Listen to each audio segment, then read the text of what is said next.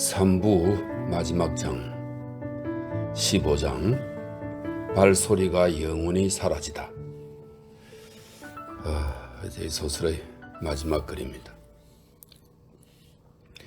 부활이 거리를 따라 죽음의 마차들이 공허하고 거칠게 굴러간다. 6대의 호송마차가 이 나라의 포도주를 기어틴으로 실어 나른다. 상상력이 기록되기 시작한 이래 상상된 것들 가운데 온갖 개걸스럽고 탐욕스러운 괴물들을 하나로 융합하여 만들어낸 것이 있었으니 바로 기요틴이었다. 그럼에도 불구하고 풍요롭고 다양한 토양과 기후를 지닌 프랑스에서 풀잎, 나무잎, 뿌리, 장가지, 후추, 열매 등을 무르익게 만드는 그 어떤 조건도 이런 공포를 키워낸 조건보다 확실하지는 못할 터였다.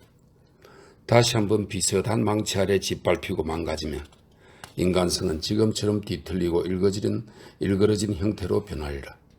다시 한번 탐욕스러운 방종과 억압의 씨앗이 뿌려지면 틀림없이 그 종류에 따라 똑같은 열매가 맺히리라. 6대의 사형수 호송마차가 거리를 굴러간다.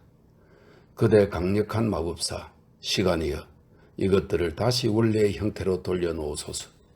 그러면 이것들은 절대 군주의 사료마차, 봉건 귀족의 호화마차, 화려한 요부의 몸단장 공간, 우리 아버지가 거하시는 집이 아니라 도적들의 소굴인 교회, 수백만 굶주린 소장농들의 오두막으로 변하리라. 아니, 창조주의 정해진 명령을 장엄하게 수행하는 위대한 마법자는 그분이 변형시킨 것들을 절대로 되돌리지 않는다. 현명한 아라비아 이야기에서 예언자들이 마법에 걸린 자에게 말하노니 그대가 신의 뜻에 의해 이런 형태로 변했다면 이대로 있으라. 하지만 그대가 단지 일시적인 주술에 의해 이런 형태를 띠게 되었다면 그대의 본 모습으로 되돌아오라. 여기 설명이 있네요.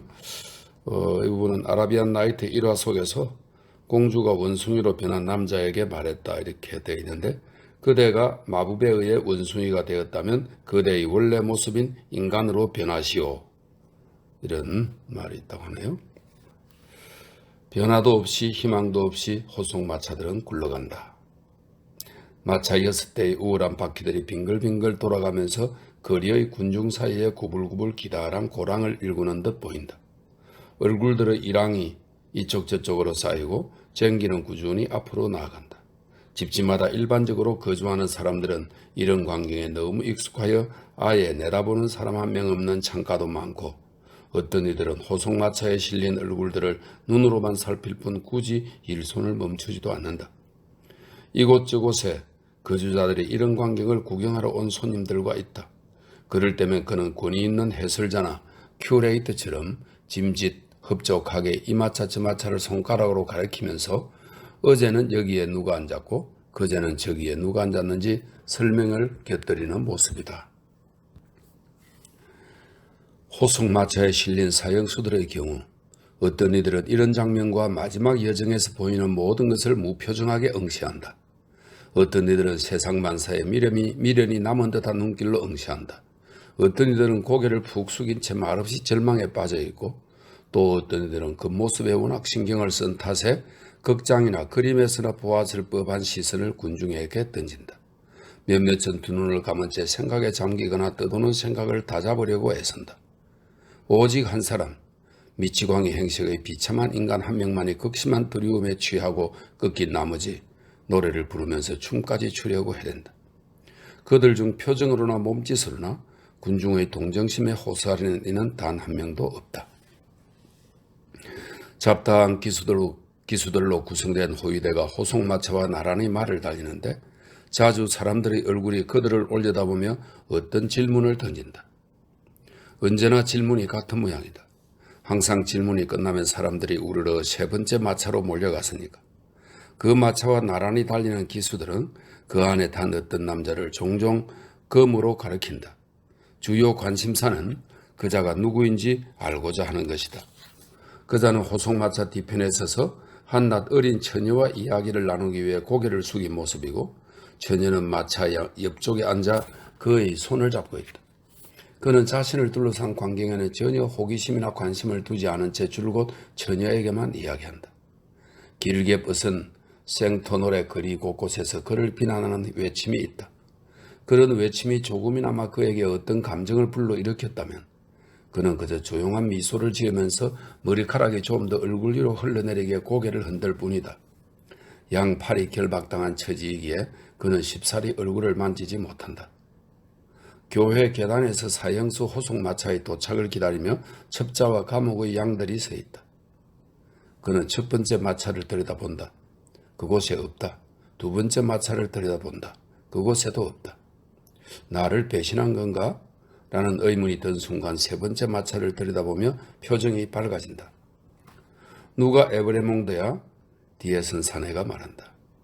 저자, 저기 뒤쪽에 여자애가 손을 잡고 있는 사람? 그래. 남자가 외친다. 타도 에브레몽드.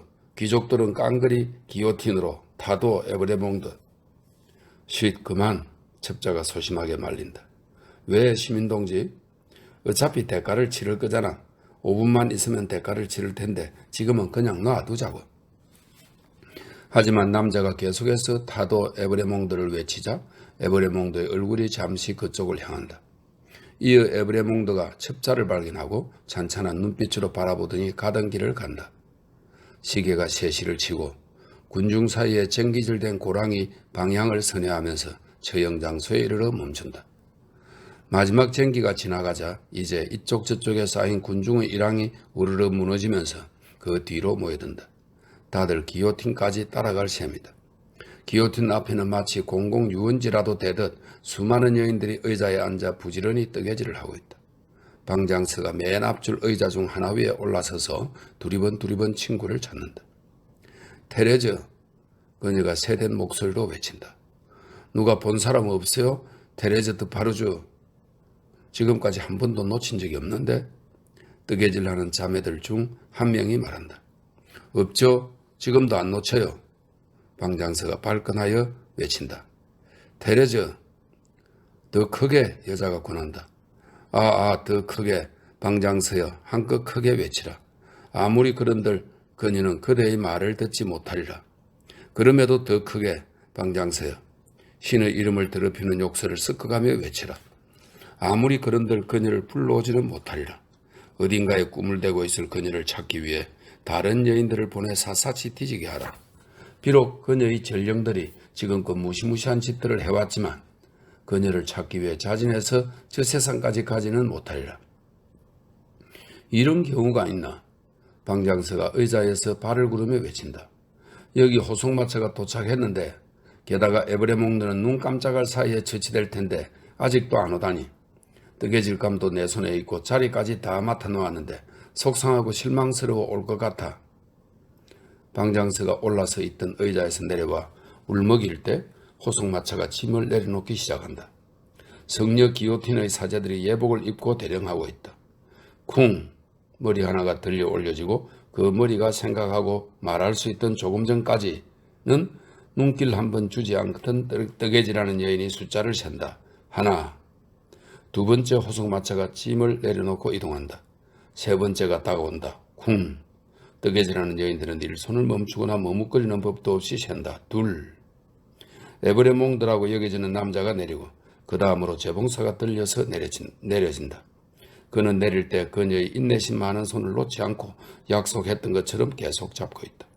끊임없이 휙휙 올랐다가 쿵 떨어지는 기계를 등지도록 그가 그녀를 부드럽게 돌려 세우자 그녀가 그의 얼굴을 바라보며 고맙다고 말한다. 선생님이 아니었다면 낯선 분이여 저는 이렇게 차분하지 못했을 거예요. 원래부터 작고 불쌍한 데다 마음도 약하니까요. 게다가 오늘날 우리가 이곳에서 희망과 위안을 얻을 수 있도록 죽음에 처해지신 그분을 향해 제 생각을 돌리지도 못했을 거예요. 아마 하늘이 선생님을 제게 보내셨나 봐요. 아니면 당신을 내게 보내셨거나. 시드니 카튼이 말한다. 나만 바라봐요. 어린 벗이여. 다른 건 걱정하지 말고. 선생님 손을 잡고 있는 동안에는 아무것도 걱정하지 않아요. 그들이 빨리 끝내준다면 이 손을 놓을 때도 걱정하지 않을게요. 빨리 끝날 거예요. 두려워 말아요. 두 사람은 빠르게 줄어드는 희생자들 가운데 서 있지만 마치 단둘이 있는 듯 이야기한다. 눈과 눈을, 목소리와 목소리를, 손과 손을, 마음과 마음을 마주한 채 대지의 어머니가 낳은 이 두 아이는 나머지 면에서는 너무나 동떨어지고 다른 존재이지만 이제 어둠의 길에서 서로를 만나 함께 집으로 돌아가 어머니의 품속에서 쉬려한다. 용감하고 너그러운 벗이여, 마지막으로 질문 하나만 해도 될까요? 저는 너무 무지한 데다 이것 때문에 마음이 쓰여요. 그냥 조금. 무엇인지 말해봐요. 제게는 사촌이 하나 있어요. 유일한 친척이고 저처럼 고아인데 제가 정말 사랑하는 아이예요. 저보다 5살 어리고 남쪽 지방의 농가에서 살아요. 저희는 가난 때문에 헤어졌는데 그 애는 제 운명에 대해 아무것도 몰라요. 저는 글을 쓸 줄 모르거든요. 설령 글을 쓸 줄 안다고 해도 어떻게 그 애에게 말하겠어요. 그냥 이대로가 나아요. 그래, 맞아요. 이대로가 낫죠. 제가 여기로 오는 길에 생각했고 제게 정말 큰 힘을 주는 선생님의 친절하고 강인한 얼굴을 바라보면서 지금도 생각하고 있는 게 있는데요. 바로 이거예요. 만약 정말로 공화국이 가난한 사람들을 이롭게 해서 그들이 덜 굶주리고 모든 면에서 덜 고생하게 된다면 그 애는 오래 살지도 몰라요. 어쩌면 노인이 될 때까지 살지도 모르죠. 그렇게 되면요, 착한 누이여, 그러면 너무나 참을성 많고 불평을 모르는 두 눈에 눈물이 차오르고 살짝 벌어진 입술이 파르르 떨린다. 선생님이나 저나 자비로운 은총으로 더 좋은 곳에서 안식을 취할 거라 믿는데요. 그러면 그곳에서 제가 그 애를 기다릴 때 기나긴 시간으로 느껴질까요? 그럴 리가 없어요, 어린 벗이여. 그곳에는 시간이 없으니까. 또한 그곳에는 번민도 없으니까. 선생님 덕분에 정말 마음이 놓여요. 저는 너무 무지해요. 이제 선생님께 입 맞춰야 할까요? 때가 되었나요?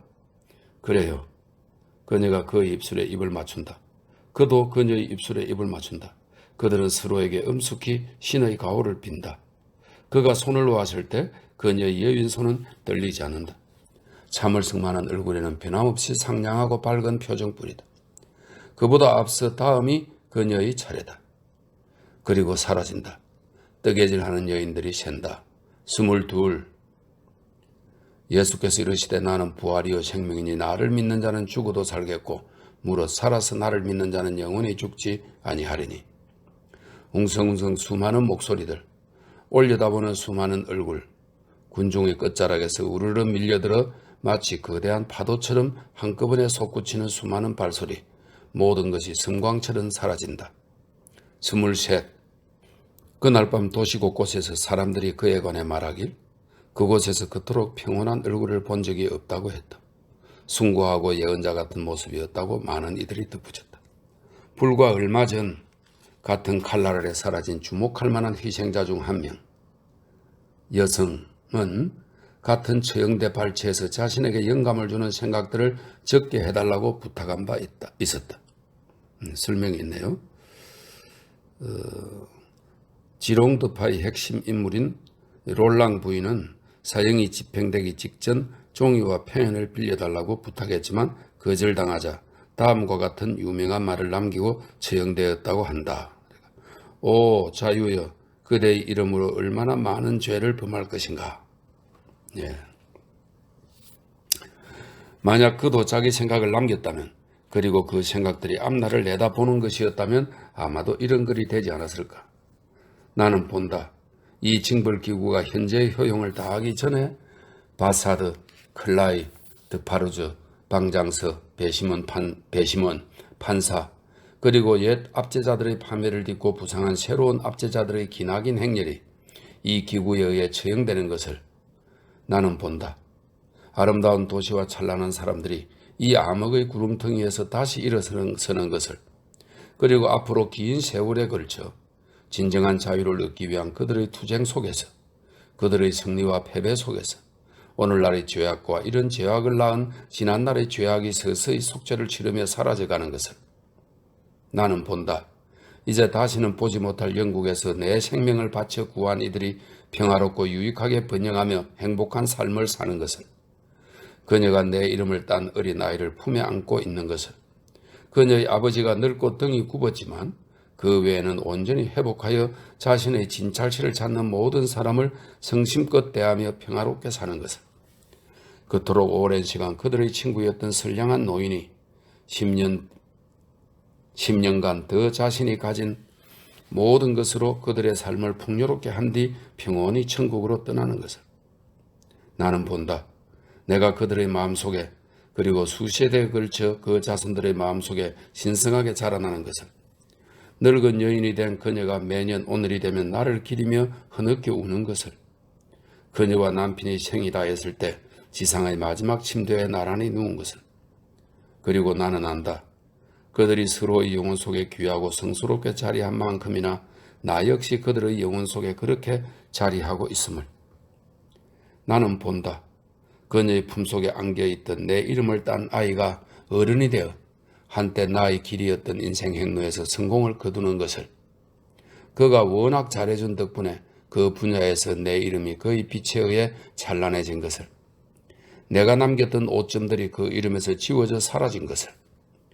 더없이 공정한 판사이자 명예로운 남자인 그가 나의 이름을 지닌 또 다른 남자아이, 내게 친숙한 이마와 금빛 머리카락을 지닌 그런 아이를 이곳, 그때쯤이면 오늘날의 흉측한 모습은 흔적도 없이 사라지고 바라보기에 아름답게 변한 곳으로 데려오는 것을. 그리고 나는 듣는다. 그가 아이에게 다정하고 떨리는 목소리로 나에 관해 들려주는 것을. 내가 하는 일은 지금껏 내가 했던 그 어떤 일보다 훨씬 근사하다. 내가 취하러 가는 안식은 지금껏 내가 알았던 그 어떤 안식보다도 훨씬 근사하다. 이렇게 해서 찰스 디킨스의 두 도시 이야기 3부작이 모두 끝났습니다.